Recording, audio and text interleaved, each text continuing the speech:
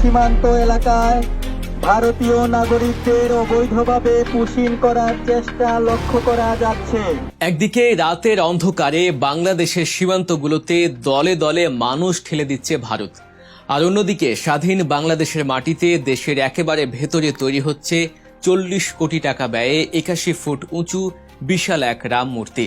একদিকে বিএসএফ এর নগ্ন আগ্রাসন এবং অবৈধ পুশিনের চেষ্টা, অন্যদিকে দেশের ভেতরে এক অজানা উৎস থেকে আসা কোটি কোটি টাকায় হিন্দুত্বের এমন বিশাল প্রসার।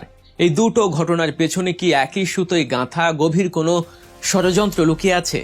ভারত কি একদিকে সীমান্তে চাপ সৃষ্টি করে অন্যদিকে দেশের ভেতরে সাম্প্রদায়িক দাঙ্গা লাগানোর কোনো সুদূর প্রসারী ব্লুপ্রিন্ট বাস্তবায়ন করতে চাইছে? কেনই বা জামায়াত অধ্যুষিত একটি এলাকায় এত বড় মূর্তির কাজ শুরু হলো? আর এর পেছনে অর্থের আসল যোগানদাতা কে? দর্শক, ভারত কিভাবে বাংলাদেশকে চতুর্দিক থেকে একটি ভয়ঙ্কর ফাঁদে ফেলার চেষ্টা করছে তার পুরো চিত্র আজ আপনাদের সামনে তুলে ধরব।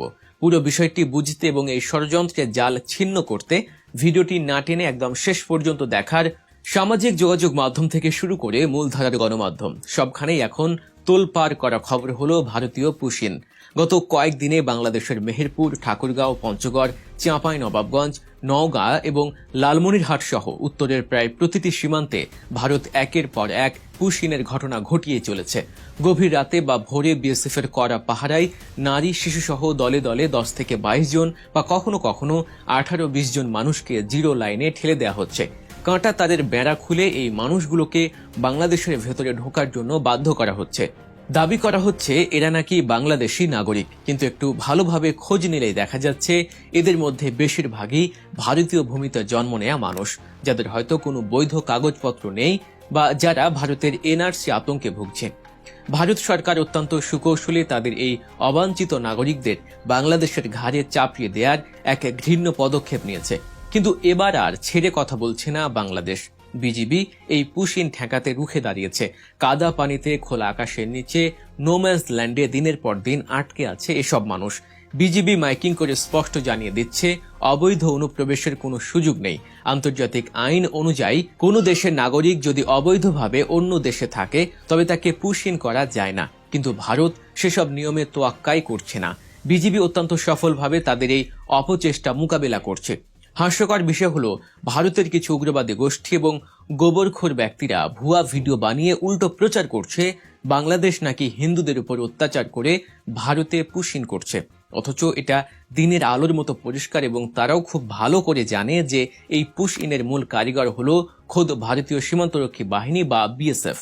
আন্তর্জাতিক সম্প্রদায়ের কাছে রাজনৈতিক ফায়দা লুটতে এবং বাংলাদেশের ভাবমূর্তি ক্ষুণ্ণ করতেই তারা এই অপতৎপরতা ও নির্লজ্জ মিথ্যাচার ছড়াচ্ছে। সীমানায় যখন ভারতের এই নগ্ন আগ্রাসন চলছে, ঠিক সেই মুহূর্তে দেশের ভেতরে গাইবান্ধায় ঘটছে আরেক অবিশ্বাস্য ও ভয়ঙ্কর ঘটনা।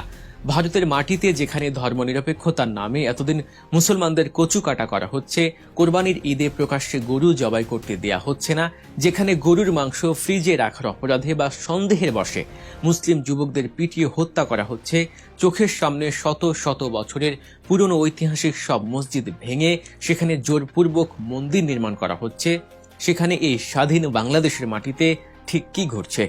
গাইবান্ধার পলাশবাড়ী উপজেলার হোসেনপুর ইউনিয়নের মধ্য রামচন্দ্রপুর গ্রামে অবস্থিত শ্রী শ্রী রাধা গোবিন্দ ও কালী মন্দির প্রাঙ্গণে সম্পূর্ণ খোলা জায়গায় নির্মিত হচ্ছে শ্রীরামের বৃহদাকার মূর্তি, যার উচ্চতা প্রায় 81 ফুট। আর এই বিশাল রাম মূর্তি নির্মাণের জন্য ব্যয় ধরা হয়েছে প্রায় 40 কোটি টাকা। হ্যাঁ দর্শক, আপনি ঠিকই শুনছেন, 40 কোটি টাকা। এ নিয়ে এখন বাংলাদেশের সোশ্যাল মিডিয়ায় রীতিমতো ঝড় উঠেছে। সাধারণ মুসলিম সমাজ ও সচেতন নাগরিকরা প্রশ্ন তুলছেন। অনেকেই বলছেন বাংলাদেশ একটি অসাম্প্রদায়িক দেশ, এখানে হিন্দু, মুসলিম, বৌদ্ধ, খ্রিস্টান সবাই স্বাধীনভাবে যার যার ধর্ম পালন করবে, এতে কারো কোনো বাধা নেই। বাংলাদেশ হিন্দুদের ধর্ম পালনে কখনোই বাধা দেয় না, কিন্তু প্রশ্ন হলো বাংলাদেশের মাটিতে এত বড় রামের মূর্তি কেন হবে?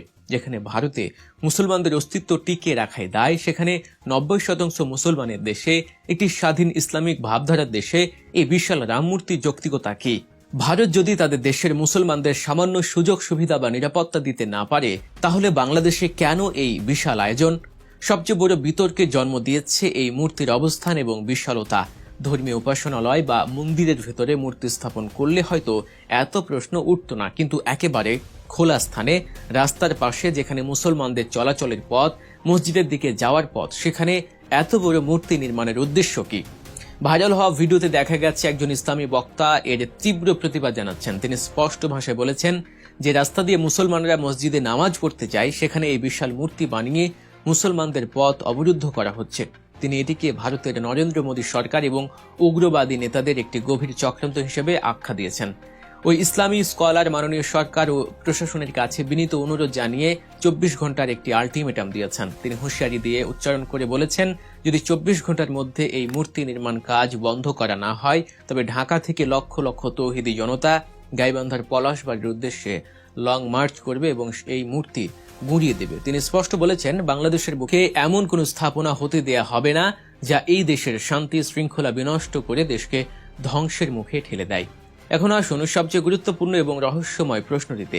এই যে এত বড় রাম মন্দির বা রামের মূর্তির ন্যায় স্থাপনা তৈরি হচ্ছে, এর জন্য 40 কোটি টাকা কোথা থেকে আসলো? এত বিশাল টাকার উৎসই বাকি। জানা গেছে এই মন্দির কমপ্লেক্স এবং মূর্তি প্রতিষ্ঠার উদ্যোগ নিয়েছেন শ্রী হরিদাস বাবু নামের এক ব্যক্তি। কিন্তু একজন সাধারণ ব্যক্তি কিভাবে এত কোটি টাকা ব্যয়ে এই বিশাল মূর্তি বানাতে পারেন? এ নিয়ে জনমনে তীব্র সন্দেহ ও মাথা ব্যথারও সৃষ্টি হয়েছে। তাহলে কি ধরে নেব যে এই 81 ফুট উচ্চতার রাম মূর্তি তৈরিতে ভারত সরাসরি অর্থায়ন করছে? যদি তাই হয় তবে কেন ভারত বাংলাদেশের ভেতরে এত টাকা খরচ করে রাম মূর্তি বানাবে? বিশ্লেষকরা বলছেন এর পেছনে রয়েছে ভারতের এক সুগভীর ও সুদূর প্রসারী কূটচাল। একটু খেয়াল করুন, গাইবান্ধা জেলাটি ঐতিহাসিকভাবে জামায়াত অধ্যুষিত এবং রক্ষণশীল মুসলিম জনপদ হিসেবে পরিচিত। এমন একটি জায়গায় এত বড় রাম মূর্তি নির্মাণ করা মানে হলো জ্বলন্ত আগুনে ঘি ঢালা। ভারত খুব ভালো করে জানে যে এই মূর্তি নির্মাণ শুরু হলে বাংলাদেশের ধর্মপ্রাণ মুসলমানরা চুপ করে বসে থাকবে না, তারা এর প্রতিবাদ করবেই। আর ঠিক এখানেই পাতা হয়েছে ভারতের সবচেয়ে বড় ফাঁদ। ভারত চাই বাংলাদেশের জনগণ এবং ইসলামী দলগুলো এই মূর্তি নির্মাণে বাধা দিক। যদি তৌহিদ জনতা উত্তেজিত হয়ে এই মূর্তি ভাঙচুর করে বা কোনো ধরনের বিশৃঙ্খলা সৃষ্টি হয়, তবে ভারত সাথে সাথে আন্তর্জাতিক মিডিয়ায় গলা ফাটানো শুরু করবে। তারা বিশ্বের কাছে প্রচার করবে যে দেখুন বাংলাদেশে হিন্দুরা কতটা অনিরাপদ, সেখানে হিন্দুদের মন্দির ভেঙে দেয়া হচ্ছে, রামের মূর্তি ভেঙে দেয়া হচ্ছে। বাংলাদেশকে একটি উগ্র ধর্মান্ধ রাষ্ট্র হিসেবে বিশ্বের কাছে প্রমাণ করার জন্য, বাংলাদেশকে আন্তর্জাতিকভাবে একঘরে করার জন্য এবং বাংলাদেশের রাজনীতিতে নির্লজ্জভাবে নাক গলানোর একটা মোক্ষম হাতিয়ার হিসেবে তারা এই ইস্যুটিকে ব্যবহার করবে।